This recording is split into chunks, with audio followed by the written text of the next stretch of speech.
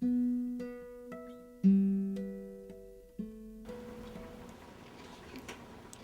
me personally, modeling undraped in front of a group of people was not really a big deal. I have had to be undraped in front of people so often in my life, with caregivers and so on and so forth, and with surgical consults as well. When I was a kid, there was an occasion when I was taken into a room where there were 25 or 30 people staring at me, and I was there basically just in underwear. I've had an entire lifetime to adjust to that, because when you think about it, life is only 15 minutes long. 15 minutes ago, I was graduating high school. 15 minutes before that, I was going in for my first surgery when I was 4.5 years old. 15 minutes ago, I was convocating college. 15 minutes from now, I'll be 60 years old. And I'll look back on this day, and I'll be able to say that I did this. That I wanted to do it, that I tried to do it, that I went out and I did it. And if more people thought about life as being 15 minutes long, more would get done. When I was trying to kill myself, because I tried to kill myself 4 or 5 times in my life. The first time was when I was in grade 1. I threw myself into the path of an oncoming truck in front of the house. I was only in grade 1. It was my first wheelchair. And I legitimately wanted to die. The last time I attempted suicide, I think, was 1995 or 96. And that was one that damn near killed me. I swallowed a half a bottle of aspirin.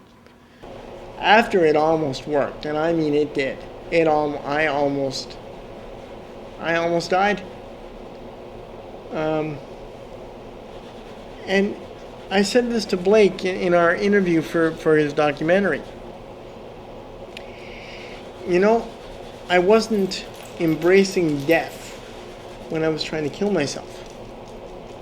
But what I really wanted to do was escape life. I was terrified by life. It overwhelmed me. It horrified me. The world was a huge, scary place with no hope and no place, no future for me. Change was something to be avoided at all costs. Even the slightest change in my routine could toss me into hysterics.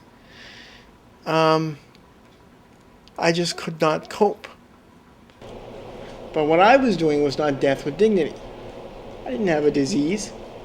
I had a condition. I had a disorder. But it wasn't killing me. I was killing me.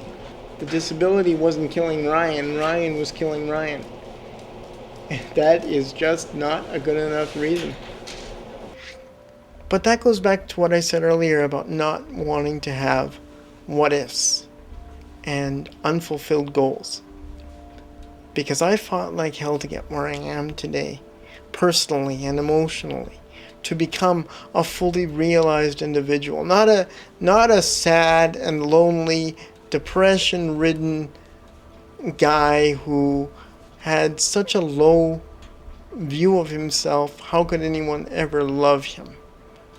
But a guy who actually goes out and does the best he can for himself and others and actually accomplishes something.